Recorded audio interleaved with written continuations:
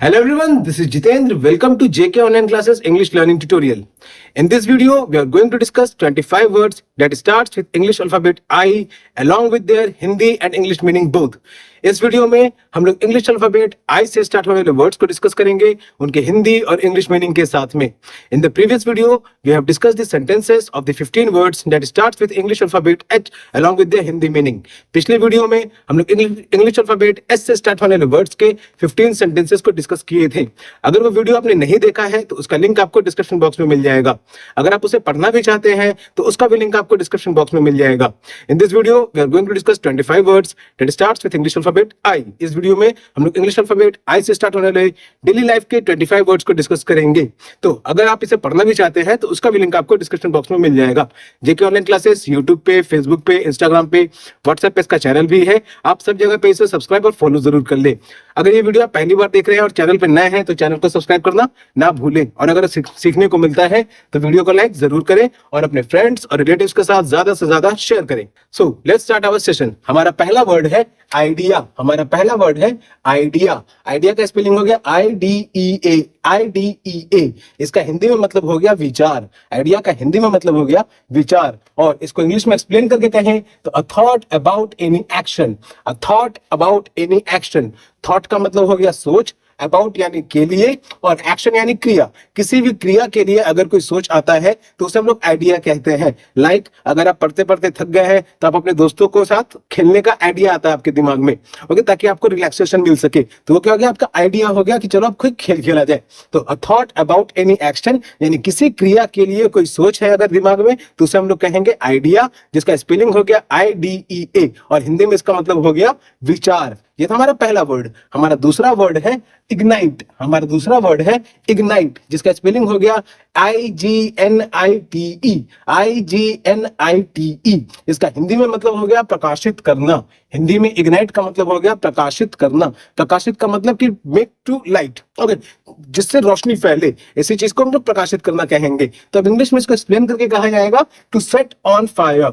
To set on fire, okay. Set का मतलब लगाना और फायर का मतलब आग. तो आग लगाने को हम लोग इंग्लिश में जो टर्म है उसे कहते हैं इग्नाइट, ओके. जैसे माचिस को अगर हम लोग जलाते हैं, माचिस की तिली को, then we are igniting the match stick. उसके इसमें हम लोग माचिस की तिली को आग लगा रहे हैं. इट मींस कि you are setting fire on the match stick. हम लोग मैच स्टिक यानी माचिस की तिली पे आग लगा रहे हैं. तो it is the explanation to set on fire for the word ignite, जिसका हिंदी में मतलब हो गया प्रकाशित करना. Our third word is illuminate. Our third word is illuminate. Illuminate का स्पेलिंग ILLUMINATE. ILLUMINATE. illuminate का भी मतलब हो गया प्रकाशित करना या फिर उज्ज्वलित करना. और इल्यूमिनेट का भी मतलब हो गया हिंदी में प्रकाशित करना या फिर उज्ज्वलित करना. और इंग्लिश में एक्सप्लेन करके कहें तो to light up, okay, to light up. अब आपको इग्नाइट और इल्यूमिनेट इन दोनों वर्ड्स के बीच का जो डिफरेंस है वो बस माइन्यूटली डिफरेंस है कि इग्नाइट का मतलब हो गया आग लगाना और इल्यूमिनेट का मतलब हो गया प्रकाशित करना. आग लगाने में अंतर होता है और प्रकाशित करना, रोशनी डालने में अंतर होता है. दोनों में बहुत ज्यादा अंतर होता है. तो ये आपको समझना रहेगा. यहाँ पे प्रकाशित करना लिखा गया है मतलब कि आग लगने पे भी रोशनी फैलती है, और अगर आप रोशनी भी करते हैं तो उससे तो रोशनी उजाला फैलेगा ही फैलेगा. तो ये था हमारा तीसरा वर्ड इल्यूमिनेट, जिसका हिंदी में मतलब हो गया प्रकाशित करना, और इंग्लिश में एक्सप्लेन करके कहें तो टू लाइट अप यानी वहां पे रोशनी डालना या फिर वहां पे उजाला करना. ये था हमारा तीसरा वर्ड. हमारा चौथा वर्ड है इमेजिन. हमारा चौथा वर्ड है इमेजिन, जिसका स्पेलिंग हो गया IMAGINE. IMAGINE. इसका हिंदी में मतलब हो गया कल्पना करना. इमेजिन का हिंदी में मतलब हो गया कल्पना करना. और इंग्लिश में एक्सप्लेन करके कहें तो to form a mental image, okay, to form a mental image. To form का मतलब हो गया बनाना, और मेंटल इमेज यानी दिमाग में कोई भी चित्र बनाना. लाइक अगर टीचर को आपको कहता है कि कबूतर का इमेज बनाने के लिए, कबूतर का चित्र बनाने के लिए, तो उससे पहले आप अपने दिमाग में कबूतर क्या है, पक्षी है, तो पक्षी के 2 पंख होते हैं, 2 पैर होते हैं, एक चोंच होता है. ये सिंपल सा कंसेप्ट है जो हर पक्षी में होता है. ये एक आइडिया आएगा, फिर उसको कबूतर का रूप देने का आप कोशिश कीजिएगा कि वो सचमुच कबूतर दिखे. तो ये क्या हो जाएगा आपका इमेजिनेशन हो जाएगा कि आप उस कबूतर को इमेजिन करके बना रहे हैं। यहाँ आपको कबूतर का एग्जांपल दिया जा रहा है, आप एक बिल्डिंग का भी एग्जांपल ले सकते हैं, एरोप्लेन का भी एग्जांपल ले सकते हैं, किसी भी चीज का एग्जांपल ले सकते हैं। अगर उसे बनाना रहेगा तो सबसे पहले उसे कल्पना करना रहेगा। तो ये हो गया कल्पना करना। और to form a mental image, mental का मतलब दिमागी और इमेज का मतलब चित्र। तो दिमाग में जो चित्र बनाया जाएगा वही हो जाएगा हमारा इमेजिन करना। It was our fourth word. Our fifth word is immense. Our fifth word is immense. Immense का spelling IMMENSE. IMMENSE, जिसका हिंदी में मतलब हो गया अत्यधिक। इमेंस का हिंदी में मतलब हो गया अत्यधिक। ओके, अत्यधिक दो शब्दों से मिलकर बना है, अति जोड़ अधिक, यानी ज्यादा से भी अधिक। अधिक का मतलब तो ज्यादा होता ही है, लेकिन उससे भी अगर ज्यादा हो जाता है तो उसको हम लोग कहते हैं अत्यधिक। और इंग्लिश में एक्सप्लेन करके कहें तो extremely large. Extremely large, extremely का भी मतलब हो गया बड़ा और लार्ज का भी मतलब हो गया बड़ा, और एक्सट्रीमली के साथ लार्ज जोड़ दिया गया यानी बहुत बड़ा। ओके, तो एक्सट्रीमली लार्ज यानी बहुत बड़ा, यानी अत्यधिक, ज्यादा से ज्यादा। It was our fifth word, immense. Now our sixth word is impact. Our sixth word is impact, जिसका स्पेलिंग हो गया IMPACT. IMPACT, इसका हिंदी में मतलब हो गया प्रभाव। इम्पैक्ट का हिंदी में मतलब हो गया प्रभाव, और इंग्लिश में एक्सप्लेन करके कहें तो the effect. The effect, effect का मतलब हो गया असर। असर किसी भी चीज का होता है तो उसे हम लोग प्रभाव कहेंगे। अब किसी भी व्यक्तित्व का, किसी भी स्लोगन का, किसी भी मोटिवेशनल कोट का आप रील्स स्क्रॉल करते होंगे तो उसमें कई मोटिवेशनल थॉट्स, वीडियोस, इमेजेस आपको मिलते होंगे, जिससे पढ़ के आपको अंदर मोटिवेशन जागता होगा, यानी उसका आपको प्रभाव पड़ रहा है। अब वो आप किस तरीके की चीज को पढ़ रहे हैं, देख रहे हैं, सीख रहे हैं, उस पर डिपेंड करता है कि आप पे क्या प्रभाव पड़ेगा। तो ये हो गया इफेक्ट यानी असर, और ये जो इफेक्ट है ये एक्सप्लेनेशन हो गया फॉर द वर्ड इम्पैक्ट, जिसका हिंदी में मतलब हो गया प्रभाव। It was our sixth word. Our seventh word is imperative. Our seventh word is imperative, जिसका स्पेलिंग हो गया IMPERATIVE। IMPERATIVE, इसको हिंदी में कहा जाएगा अत्यावश्यक। अत्यावश्यक, अत्यावश्यक, ये भी दो शब्दों से मिलकर बना है, अति जोड़ आवश्यक, यानी आवश्यक का मतलब हो गया जरूरी और अति का भी मतलब हो गया बहुत। तो बहुत जरूरी यानी अति आवश्यक, जो ज्यादा जरूरी हो उसी को हम लोग कहेंगे इंपरेटिव, जिसका हिंदी में मतलब हो गया अत्यावश्यक। और इंग्लिश में एक्सप्लेन करके कहें तो of vital importance. Of vital importance, vital का भी मतलब हो गया बहुत, इंपॉर्टेंस का भी मतलब हो गया जरूरी। तो जो ज्यादा जरूरी है वही अत्यावश्यक रहेगा, वही अत्यावश्यक रहेगा, यानी वही ज्यादा इंपरेटिव रहेगा। It was our seventh word, जिसका हिंदी में मतलब हो गया अत्यावश्यक, और इंग्लिश में एक्सप्लेनेशन हो गया ऑफ वाइटल इंपॉर्टेंस, यानी बहुत ज्यादा जरूरी। Now our eighth word is implement. Our eighth word is implement, जिसका स्पेलिंग हो गया IMPLEMENT। IMPLEMENT, इसका हिंदी में मतलब हो गया लागू करना। इम्प्लीमेंट का हिंदी में मतलब हो गया लागू करना, और इंग्लिश में एक्सप्लेन करके कहें तो to put a decision into effect. To put a decision into effect. To put का मतलब लाना, डिसीजन का मतलब हो गया निर्णय, और इनटू इफेक्ट यानी असर में। अगर किसी डिसीजन को, किसी भी निर्णय को अगर असर में लाया जाएगा तो वो कहलाएगा हमारा इम्प्लीमेंट। लाइक आपको होमवर्क मिला है, आप अगर दिमाग में ही सोचते रहेंगे कि हम घर पहुंच के होमवर्क करेंगे, शाम में ट्यूशन से पहले होमवर्क करेंगे, शाम में ट्यूशन के बाद होमवर्क करेंगे, खेलने से पहले होमवर्क करेंगे, खेलने के बाद होमवर्क करेंगे, सोने से पहले होमवर्क करेंगे, सुबह उठ के होमवर्क करेंगे, ये आप अपने दिमाग में सिर्फ इमेजिन कर रहे हैं। जब तक आप होमवर्क करिएगा नहीं, मतलब उसको आप इंप्लीमेंट करेंगे नहीं, तब तक आपका होमवर्क कंप्लीट होगा नहीं। So it was our eighth word implement, जिसका हिंदी में मतलब हो गया लागू करना, और इंग्लिश में एक्सप्लेन करके कहें तो put a decision into effect. Decision का मतलब निर्णय, इफेक्ट का मतलब असर। किसी भी निर्णय को उसका असर पे लाने का, उसके असर पे लाने का, वो कहलाएगा हमारा implement. It was our eighth word. Our ninth word is impressive. Our ninth word is impressive, जिसका स्पेलिंग हो गया IMPRESSIVE। IMPRESSIVE, जिसका हिंदी में मतलब हो गया प्रभावशाली। इंप्रेसिव का हिंदी में मतलब हो गया प्रभावशाली, और इंग्लिश में एक्सप्लेन करके कहें तो evoking admiration. Evoking admiration, evoking का मतलब जागरूक करना, और एडमायरेशन का मतलब तारीफ करना। ओके, किसी भी चीज को अगर ज्यादा से ज्यादा अच्छे से बताया जाएगा तो वो हो जाएगा उसका एडमायरेशन, और अच्छी बातें अगर बताई जाएंगी तो हो जाएगा उसका एडमायरेशन। और इवोकिंग का मतलब जागरूक करना। तो अगर अच्छी बातों को और अच्छे तरीके से बताया जाए, it means we are impressive.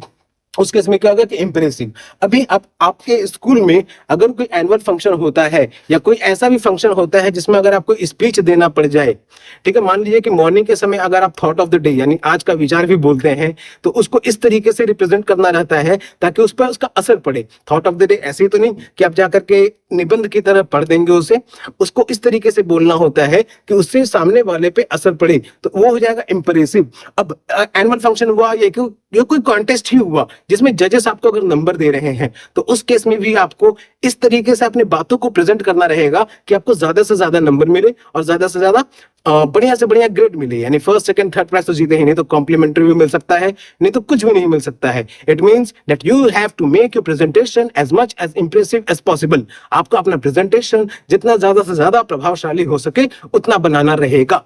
It was our ninth word impressive, जिसका हिंदी में मतलब हो गया प्रभावशाली और इंग्लिश में हो गया evoking admiration. Our tenth word is improve. Our tenth word is improve, जिसका स्पेलिंग हो गया IMPROVE। IMPROVE हिंदी में इसका मतलब हो गया सुधारना। इंप्रूव का हिंदी में मतलब हो गया सुधारना, और इंग्लिश में एक्सप्लेन करके कहें तो to make better. To make better, make का मतलब बनाना और बेटर का मतलब बढ़िया, ज्यादा से ज्यादा बढ़िया बना सके, यानी हम लोग उसमें सुधार कर रहे हैं। लाइक इरेजर की मदद से आप रॉन्ग चीज को अगर पेंसिल से लिखी गई है तो इरेजर की मदद से आप उसे इरेज करके उसे इंप्रूव कर देते हैं, यानी उसमें आप सुधार कर देते हैं। You are making it better, आप उसे ज्यादा बढ़िया बना रहे हैं, आप उसमें ज्यादा से ज्यादा सुधार कर रहे हैं। So it was our tenth word improve, जिसका स्पेलिंग हो गया IMPROVE, और हिंदी में इसका मतलब हो गया सुधारना, और इंग्लिश में एक्सप्लेन करके कहा जाए तो to make better. It was our tenth word. Our 11th word is incentive. Our 11th word is incentive, जिसका स्पेलिंग हो गया INCENTIVE। INCENTIVE हिंदी में इंसेंटिव का मतलब हो गया प्रोत्साहन। हिंदी में इंसेंटिव का मतलब हो गया प्रोत्साहन, और इंग्लिश में एक्सप्लेन करके कहें तो a thing that motivates. A thing that motivates, वैसी चीजें जो आपको मोटिवेट करे। मोटिवेट करने का मतलब आपका मनोबल बढ़ाए। ओके, तो वैसी चीजें जो आपका मनोबल बढ़ाए उसे हम लोग कहेंगे इंसेंटिव, यानी प्रोत्साहन करने वाला। अब इंसेंटिव नॉर्मली अगर आप जॉब होल्डर हैं, ठीक है, जॉब होल्डर मोस्टली जो होते हैं उनको इंसेंटिव मिलता है, यानी उनको प्रोत्साहन राशि मिलती है। या फिर अगर आप किसी स्पोर्ट्स में भी अच्छा परफॉर्मेंस करते हैं तब भी आपको इंसेंटिव रिवॉर्ड मिलता है, यानी कि आपको प्रोत्साहन राशि मिलती है, रकम मिलती है, जिस भी तरीके का हो सकता है इंसेंटिव। लेकिन वो इंसेंटिव क्या हो गया, तो आपको मोटिवेट करने के लिए दिया जा रहा है ताकि आप अपने अगले परफॉर्मेंस में और ज्यादा बढ़िया कर सकें, आप अपने अगले कार्य में और ज्यादा बढ़िया कर सकें। It was our 11th word incentive. Our 12th word is inclusive. Our 12th word is inclusive, जिसका स्पेलिंग हो गया INCLUSIVE। INCLUSIVE हिंदी में इंक्लूसिव का मतलब हो गया समावेशी। हिंदी में इंक्लूसिव का मतलब हो गया समावेशी, और इंग्लिश में एक्सप्लेन करके कहें तो including things that are required. Including things that are required. Including things का मतलब हो गया मिलाना चीजों को, दैट आर रिक्वायर्ड मतलब जरूरी चीजों को। ओके, तो जो जरूरी चीजें हैं उनको मिलाने को हम लोग इंक्लूसिव कहेंगे, यानी उन्हें आपस में समावेश करना कहेंगे। अब जरूरी चीजें कॉमन सा एग्जांपल ले लेते हैं। अगर आपकी मम्मी खाना बना रही हैं और उसमें दाल और सब्जी मिला दिया जाए, दाल और चावल मिला दिया जाए, तो वो खिचड़ी बन जाएगी। ओके, लेकिन अगर सिर्फ दाल बनाना है, चावल बनाना है, फिर सब्जी बनाना है, तो सबको बनाने के लिए अलग अलग तरीके के सामग्री की जरूरत होती है। It means that all the materials required to make the prepare the food should be correct, that should be included in required amount। उसे सही मात्रा में भी डालनी चाहिए। अगर नमक कम हो जाएगी तब भी डांट पड़ जाती है किसी को, अगर नमक ज्यादा हो जाएगी तब भी डांट पड़ जाती है किसी को। ये सब आप जानते ही होंगे, आप भी कई बार बोले होंगे। तो it was our inclusive, common सा एग्जाम्पल लिया गया है। दूसरा एग्जाम्पल आपके स्टडी से रिलेटेड दे सकते हैं, जिसमें मान लीजिए कि आपको इंग्लिश का होमवर्क मिला है और आप अपने इंग्लिश के कॉपी में किसी और विषय का नोट्स उसमें उतार देते हैं, तो उस केस में क्या हो गया, you are not including the correct content in your English subject as you have written the other subject content in it. आपने अपने इंग्लिश के विषय में सही चीजें नहीं लिखी हैं, क्योंकि आपने उसमें दूसरे विषय की चीजें लिख दी हैं। सो इट वाज समावेशी फॉर द वर्ड इंक्लूसिव, और इंग्लिश में एक्सप्लेन करके कहें तो including things that are required, उन चीजों को मिलाना जो जरूरी है। It was our 12th word. Our 13th word is increase. Our 13th word is increase, जिसका स्पेलिंग हो गया INCREASE, INCREASE। हिंदी में इंक्रीज का मतलब हो गया बढ़ना, हिंदी में इंक्रीज का मतलब हो गया बढ़ना। और इंग्लिश में एक्सप्लेन करके कहें तो to become greater in size, to become greater in size, not generally in size, it can be in quality or number, in anything। ठीक है, किसी भी चीज को अगर बढ़ाया जा रहा है, it means that object or that thing is increasing। अभी आपको नंबर कम आते हैं तो आप टीचर के पास जाते हैं कि सर कुछ नंबर या मैम कुछ नंबर बढ़ा दीजिए, तो you are asking your teacher to increase the number, but teacher will increase only based upon your performance. लेकिन आपके टीचर आपके परफॉर्मेंस के आधार पर ही नंबर बढ़ाएंगे। यहाँ मुझे गांव में कई जगह देखने को मिला है कि टीचर खुद ही लिखा देता है, तो नंबर छोड़िए। ओके, आपको अपने पढ़ाई पे ध्यान देना है। सो it was about 13th word increase, जिसका हिंदी में मतलब हो गया बढ़ना, और इंग्लिश में एक्सप्लेन करके कहें तो to become greater in size और क्वालिटी और नंबर, या तो साइज में या तो क्वालिटी में, गुणवत्ता में, नहीं तो अंकों में बढ़ना, उसे हम लोग कहेंगे इंक्रीज होना। अब 14th वर्ड इज इंडेक्स, अब 14th वर्ड इज इंडेक्स, जिसका स्पेलिंग हो गया INDEX, INDEX। इसका हिंदी में मतलब हो गया सूची, इंडेक्स का हिंदी में मतलब हो गया सूची। और इंग्लिश में एक्सप्लेन करके कहें तो an alphabetical list, an alphabetical list. Alphabetical कहने का मतलब क्रमबद्ध तरीके से इंग्लिश के वर्ड्स को, जैसे ए के बाद आता है बी, बी के बाद आता है सी, सी के बाद आता है डी, और ए से भी बहुत सारे वर्ड्स हैं, लगभग अनकाउंटेबल नहीं कहेंगे लेकिन फिर भी बहुत सारे वर्ड्स हैं। उनको सही से सॉर्ट आउट करने के लिए उनको भी आगे चल के अल्फाबेटिकल यानी क्रोनोलॉजिकली अल्फाबेटिकली लिखा जाता है। तो अल्फाबेटिकल लिस्ट को हम लोग कहते हैं इंडेक्स, जिसका हिंदी में अर्थ हो गया सूची।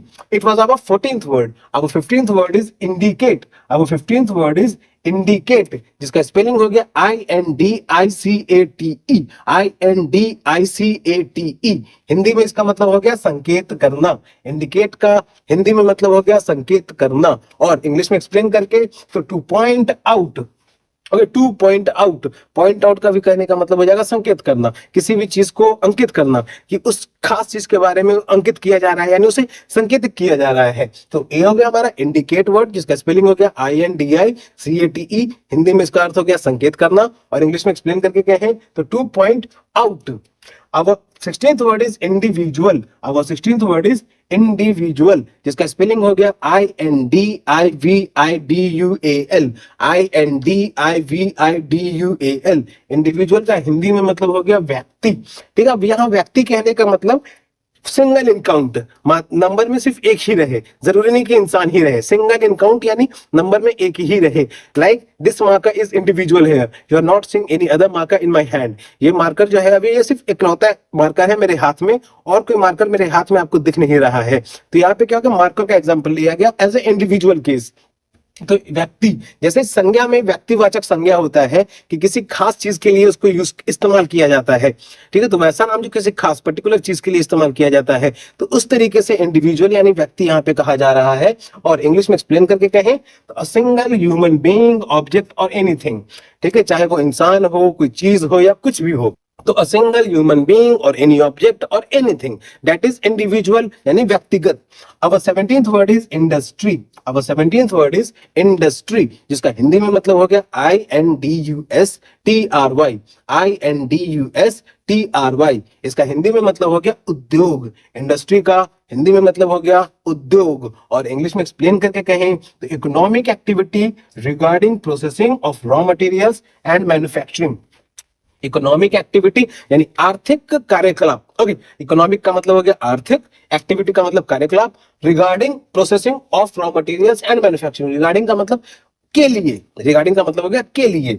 तो प्रोसेसिंग ऑफ रॉ मटेरियल्स को प्रोसेस करने में, लाइक एल्यूमिनियम बॉक्साइट से निकाला जाता है, तो यानी उस एल्यूमिनियम को निकालने की प्रक्रिया के समय जो प्रोसेस हो रहा है वो कहलाएगा प्रोसेसिंग। और उस एल्यूमिनियम की मदद से अगर कुछ बनाया जाएगा तो वो कहलाएगा हमारा manufacturing. It means that economic activity यानी आर्थिक कार्यकलाप regarding processing of raw materials, जिसमें रॉ मटेरियल्स का प्रोसेस किया जाता है और उससे कोई चीज बनाया जाता है। तो ये हमारा कहाँ होता है, तो इंडस्ट्री में यानी उद्योग में। तो उसके लिए उद्योग लगाया जाता है। अभी के समय में किसी भी उद्योग का नाम अगर आप जानते हैं तो कमेंट बॉक्स में जरूर बताएं।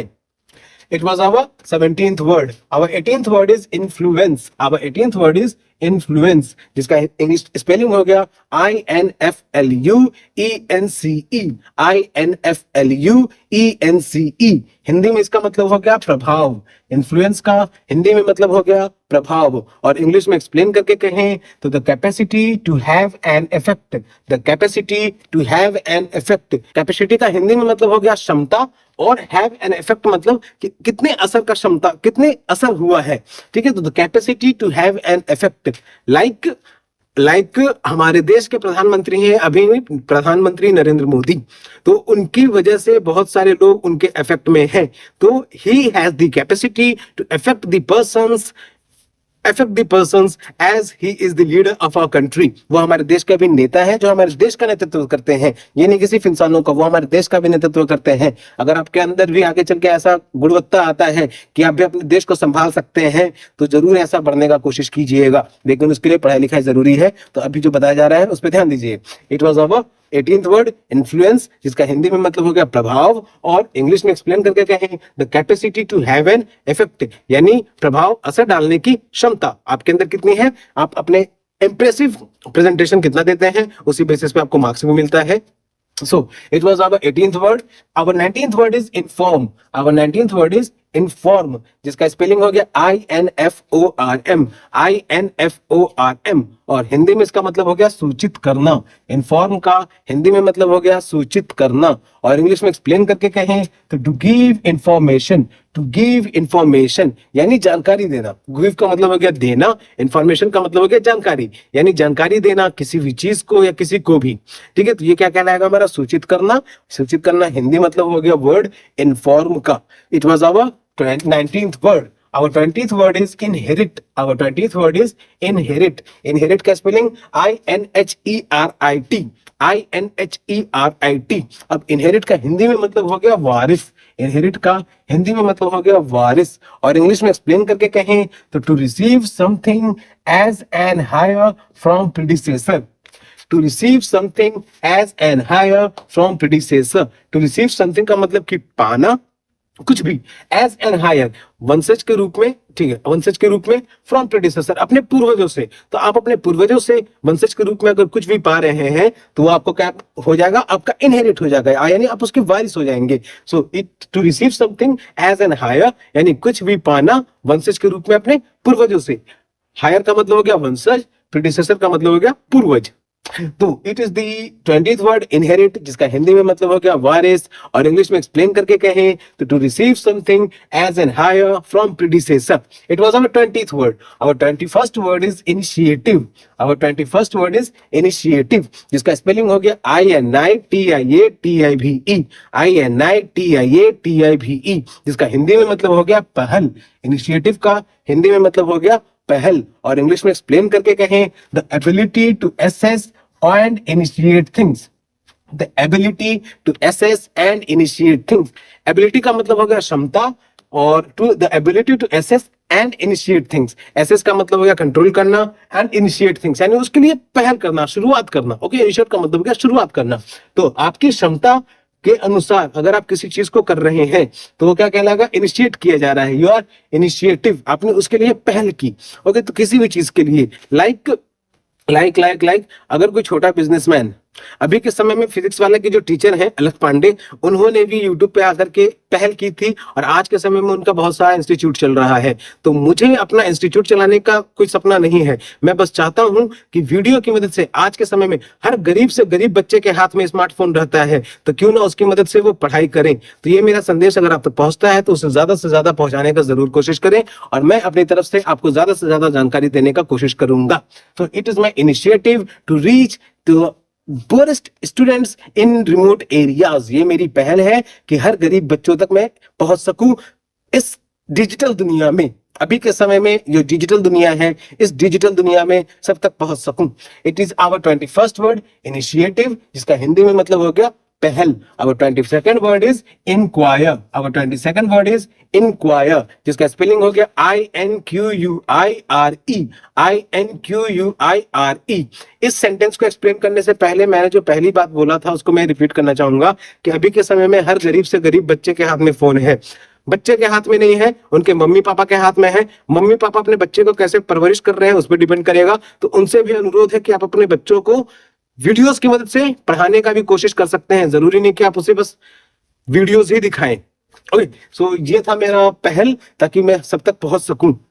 Our 22nd word is inquire, जिसका स्पेलिंग हो गया INQUIRE।